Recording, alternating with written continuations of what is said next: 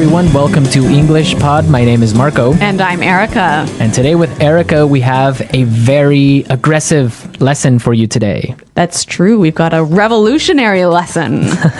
Yes, today at English Pod, we're protesting. So, Erica, why don't you tell us what a protest is? Well, when you protest something, you go into the streets and show your disagreement. Right, and you yell and you have signs and everyone's just protesting. And the news comes, and if it's not clear now, it'll be clear after the dialogue, I'm sure.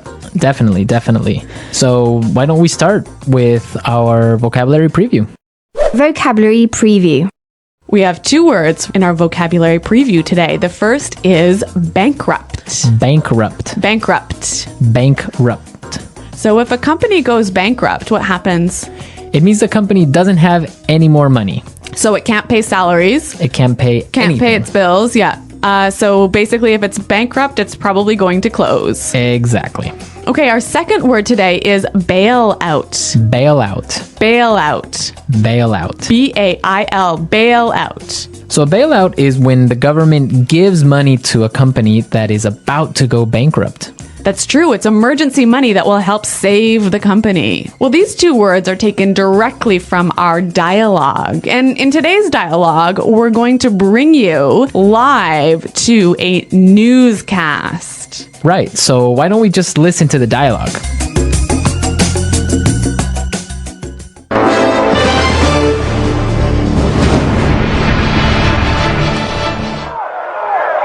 This is Action 5 News reporter Sarah O'Connell reporting live from Washington, D.C., where a protest has broken out. Thousands of angry citizens are protesting against the proposed bailout of the auto manufacturing industry. Sir, Sarah O'Connell, Channel 5 News, can you tell us what's happening? Yeah, we're here because we feel this is an injustice. The financial irresponsibility of big business has to stop. We're here to show the government that we don't like the way they're spending our tax dollars. Sir, but what exactly is making everyone so angry? It's an absolute outrage, Sarah. The U.S. government wants to give $25 billion of taxpayers' money to the auto industry. These are companies that have been mismanaged and are now nearly bankrupt. I see. But many supporters of the bailout argue that it could help save the jobs of millions of hardworking Americans. That may be true, and I, for one, don't want to see anyone lose their job. But how can these CEOs ask for a bailout when they're making millions of dollars? And then they have the nerve to fly to Washington in private jets. This costs hundreds of thousands of dollars. They're asking for money. That is just not right. Good point. This is Sarah O'Connell reporting live from Washington, D.C. Back to you, Tom.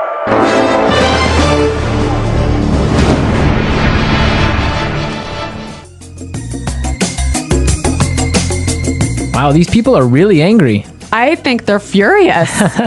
Well, I think they have some good points, and we'll talk about that later. But now, It's time for language takeaway. Language takeaway. Yeah, there was some great language in this dialogue. A lot of language we use to express our anger. right.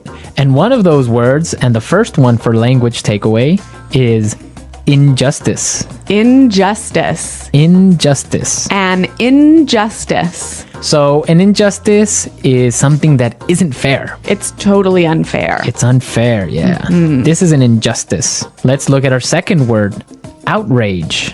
Outrage. Outrage. An outrage. So Erica, why don't you give us an example on how you would use outrage? There's no more coffee. This is an outrage. Yeah, there we go. That's an outrage. Okay, Let's go to our next word now. breakout. Break out. Breakout. Break out. So we have some great examples on how we use breakout, so let's listen. Example 1. War has broken out in Antarctica as countries of the world fight for control of the icy continent. Example 2. Officials are warning that fighting could break out in the border regions.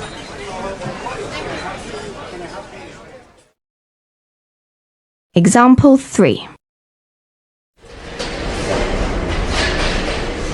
A forest fire broke out last night. Well, this is a wonderful phrasal verb that means... To begin suddenly. Okay, so I think that's pretty clear. Yep. Yeah. Break out. Let's go to our next word now. Mismanaged. Mismanaged. Mismanaged. So when something is mismanaged, it's Not managed properly. managed poorly. Poorly, right. Yeah. Our final word today is Have the nerve to. have the nerve to. Have the nerve to. I think this one also is a little bit difficult to understand. Yeah, but we have some great examples prepared for you, so let's listen to them. Example 1. I've been in love with you since the 3rd grade, but I didn't have the nerve to tell you. Example 2. I don't believe it. You have the nerve to ask me for money when you know I've just lost my job. Example 3. What? You have the nerve to bring your new girlfriend to visit my mother. So have the nerve to is like dare to do something, right? Yeah, how dare you? Yeah. Have the nerve to. It's like, I can't believe you would do that. Yeah, I think that's quite clear. Yeah. Okay. A lot of great words in our dialogue today. And also, we have some really interesting grammar in today's dialogue. Right, so today, let's look at some grammar breakdown. Grammar breakdown. In this section, grammar breakdown, we show you a particular grammar structure and explain a little bit about how that structure affects meaning. So it's not really about getting the grammar perfectly right, it's about understanding the meaning. Right. And in today's lesson, we saw some really great examples on how we use the present perfect tense. Let's listen to an example from the dialogue. Where a protest has broken out. Where a protest has broken out. See the verb here, break out, like a protest has broken out, happened in the past, right? Right? And it's still going on now. Exactly. So present perfect is used when we're talking about an event that happened in the past and is continuing on now, Exactly. or is continuing to affect now. Exactly. Okay, I think that's pretty clear. Yeah, but now if you want to indicate or if you want to demonstrate that the action has finished, the event is over, then you would say it like this. A protest broke out. A protest broke out. In this form, you see that the protest is over. It happened yesterday already. Right, and I think it's really emphasizing the fact that it is no longer affecting the present moment. Exactly. So remember the difference between present perfect and simple past. Now, if you want to know more about these tenses, present perfect and simple past, be sure to go to our website at englishpod.com. In the grammar section, you can find some more great examples and a really clear explanation on how these tenses are formed. But now we are ready to listen to our dialogue a second time.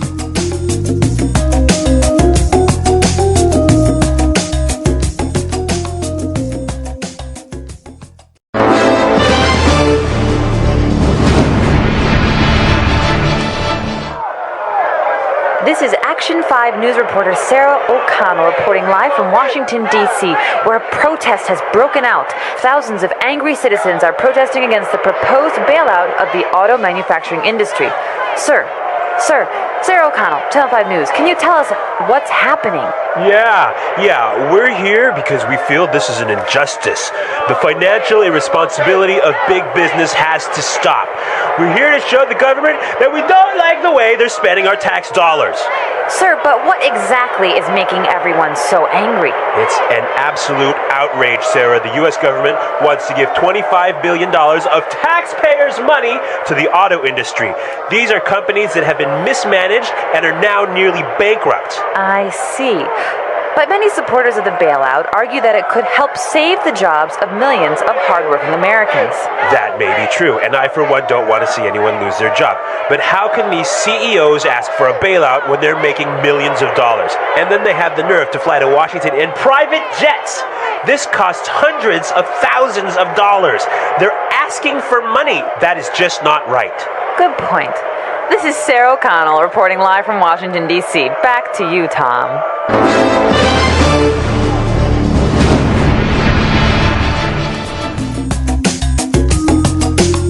Okay, Erica, so what do you think about this situation? About the bailout of the auto industry. Yes. I think it's a bad idea. Why? There's so many reasons. I mean, I don't think it's fair for us as taxpayers. Well, I guess I'm not really an American taxpayer, but I don't think it's fair for the taxpayers to have to pay for the mismanagement of these companies. I mean, they've got so much debt. They've produced cars that nobody really wants to buy, and now they're in trouble, and it's not our money that should be spent on saving them. Yeah, I would agree with you on that, but you do have to take into consideration the fact that if these companies go bankrupt, thousands of people will lose their jobs. And not only the people that work at the factories, but also people that work for other companies that supply these factories. Yeah, I mean, I see what you're saying, Marco, but at the same time, we can't support an industry that isn't working properly. I mean, if one of these companies goes bankrupt, it's going to be terrible, but it will force the other two companies, perhaps, to manage themselves better, to streamline and become more efficient. I just think it will be better in the future.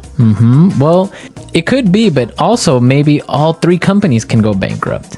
It would be sad because the American auto industry is a symbol of prosperity. Yeah. It's also the symbol of like the American culture in general. I guess that's true. So it would be a shame for it to go bankrupt because everyone owns a car in the United States, or most people, and it's just something that we can't lose. But it is an interesting topic, and we also want to know your opinions about it. Well, everyone, thanks for listening, and until next time, goodbye. Bye.